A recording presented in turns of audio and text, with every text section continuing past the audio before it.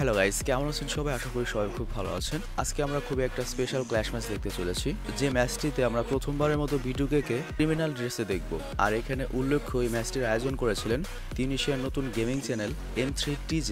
আর মজার ব্যাপার হচ্ছে, আমাদের দেশে ক্রিকেটারদের যেমন দাম দেওয়া হয়ে থাকে, তিউনিসিয়াতে কিন্তু কম্পিউটার প্লেয়ারদের সেরকমই দাম দেওয়া হয়ে থাকে, কারণ এই কম্পিউটার গেম বা ফ্রি ফায়ারের মাধ্যমে তিউনিসিয়াকে পুরো দুনিয়া চিনছে। তো এর জন্য ফ্রি ফায়ার হচ্ছে তিউনিসিয়ার সবচেয়ে জনপ্রিয় একটি গেম, এবং তিউনিসিয়াতে ফ্রি ফায়ারের একটা ক্রেজ চলছে এবং অনেক নতুন free fire gaming YouTube channel বেরিয়ে আসছে। আর তার মধ্যে একটি হচ্ছে M3TJ। আর তিনি মূলত তার চ্যানেলে তিউনিসিয়ার বড় বড় প্লেয়ারদের এনে তার চ্যানেল প্রমোট করাচ্ছেন।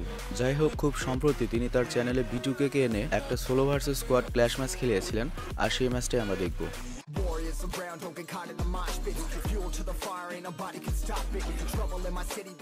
সো গেম প্লেটি স্টার্ট হতে যাচ্ছে। আর এখানে মজার দুটো ব্যাপার হচ্ছে, প্রথমত বিটুকের সাথে রয়েছে একজন বুল আলী, যে এলিমিনেট হয় না, সে এনিমিদের কাছে গিয়ে গুলি খেয়ে মরে, মানে গুলি করে না কিন্তু গুলি খেয়ে মরে। আর এই পুরো খেলাটা হচ্ছে ফুল কন্ট্রোল মোডে। মানে ফুল কন্ট্রোল মোডটা আমি বুঝিয়ে বলছি, আমরা নর্মালি যখন ফ্রি ফায়ার খেলি, এনিমির উপর যখন আমরা পিস্তল তাক করি তখন পয়েন্টার লাল হয়ে যায়, যাকে রেড ডট বলে। আর তখন আমরা যদি টান দিই তখন সেটা কি হয়, ড্র্যাগ হয়ে হেডশট হয়ে যায়। তো এখানে কিন্তু আপনি সেই সুবিধা পাচ্ছেন না। এনিমির উপর তাক করলে আপনার কখনোই সেটা রেড ডট হবে না, পয়েন্টার রেড হবে না। তো আপনাকে পুরোটা বুঝতে হবে যে আসলে এনিমির উপর আমার পয়েন্টার পড়ছে কিনা বা গুলি লাগবে কিনা। কিন্তু তারপরেও দেখেন বিটুকে কিন্তু ইজিলি হেডশট মেরে দিয়েছে। আর বিটুকে ফ্রি ফায়ারের এই অটোমেটিক টার্গেট লক সিস্টেমটা একেবারেই পছন্দ করে না, যার জন্য স্নাইপার ইউজ করে।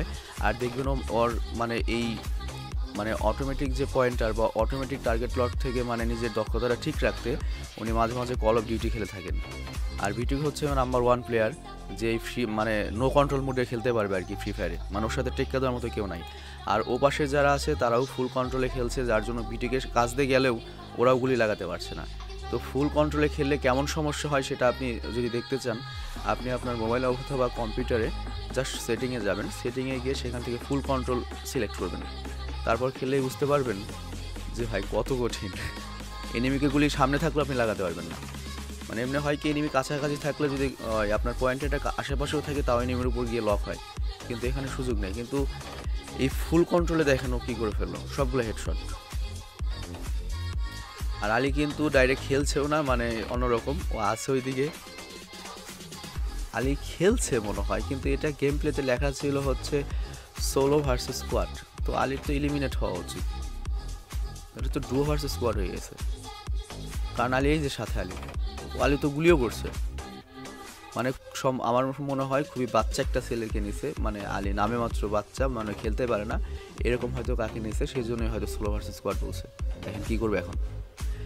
ফুল কন্ট্রোলে ভাই শুয়ে রয়েছে, পিছন থেকে মেরে দিল, ফুল কন্ট্রোলে হেডশট ভাই, এরকম ইম্পসিবল। এনিমিরা গুলি করতে। বিটুকে ভাই আসলে হাইলি স্কিলড, অস্বাভাবিক স্কিল বিটুকের। আপনারা কি ক্লিয়ার হয়েছেন ফুল কন্ট্রোলের ব্যাপারটা? আমি নিশ্চিত নই। আপনারা জাস্ট পয়েন্টারের দিকে লক্ষ্য রাখবেন, এনিমি আসলে পয়েন্টার লাল হবে না। আমি ফুল কন্ট্রোল দিয়ে খেলতে গেছিলাম, আমি খেলতেই পারি না। তবে ফুল কন্ট্রোলে একটা গেম প্লে আমি আপলোড করবো আমার, যে কত কঠিন ফুল কন্ট্রোলে খেলা।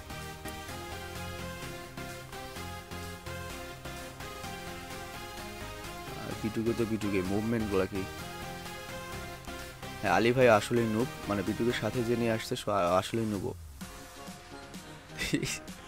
এটা একটা কথা আর, হেডশট ফুল কন্ট্রোলে হেডশট। আর এনিমিরাও মারতে পারতেছে না, কারণ বিটুকে তো এক্সপার্ট ফুল কন্ট্রোলে খেলে, কিন্তু এনিমি যারা আছে ওরা তো সাধারণত ডিফল্ট কন্ট্রোলে খেলে, যার জন্য বিটুকের সাথে সুবিধা করতে পারছে না। হাই বিটুকের কি হয়েছে ভাই, পেছন দিয়ে বন্দুক ঢুকে গেছে ভাই, শর্ট গান পেছন দিয়ে ঢুকে গেছে। ও মাই গড, পিং ঠিক আছে ভাই, পিং 57, 50, 60, কিন্তু আর পেছন দিয়ে বন্দুক ঢুকে গেলে কী হবে এই পিংয়ে?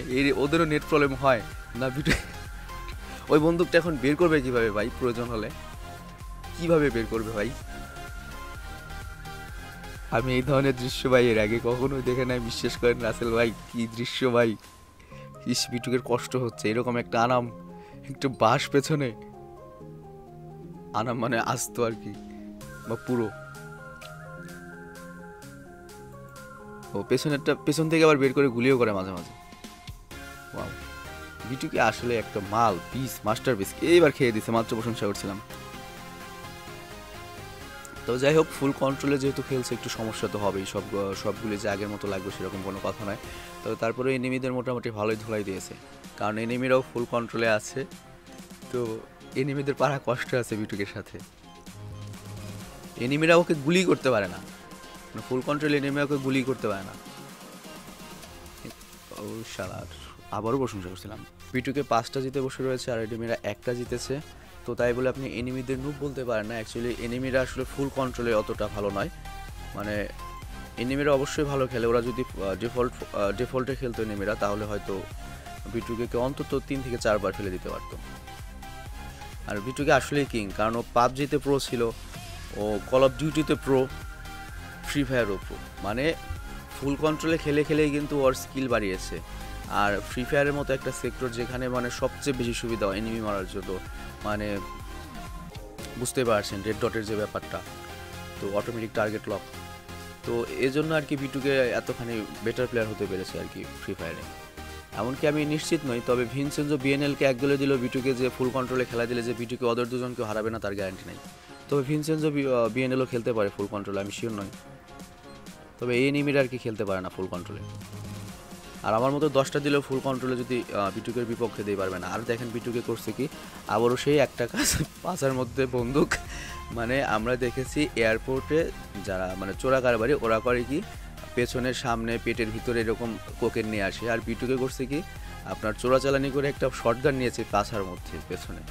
কেমন হাস্যকর লাগছে ভাই, কি দৃশ্য! ওর কষ্ট হচ্ছে না ওর ভাই, ওকে দেখে তো আমার নিজেরই কষ্ট হচ্ছে ভাই। ওর কষ্ট হচ্ছে না, আবার হাসে। আলী শেষ, অলরেডি আলী শেষ। আলী সম্ভবত একটা পিচ্চি হবে যে প্রথম যায় আর গিয়েই মারা যায়।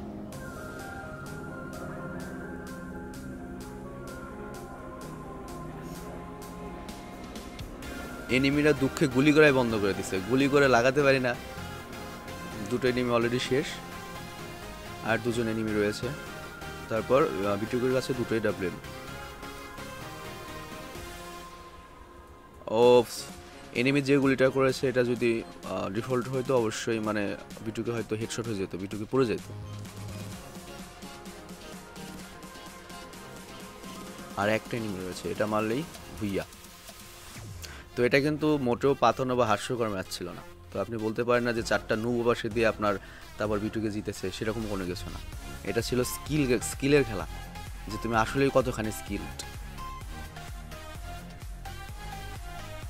একবারে ভাই, আসলেই ভাই বিটুকে আসলেই লিজেন্ড ভাই, লিজেন্ড। বিটুকে 23 কিল আর আলী 2টা কিল, তার মানে আলীও মোটামুটি খেলছিল আর কি।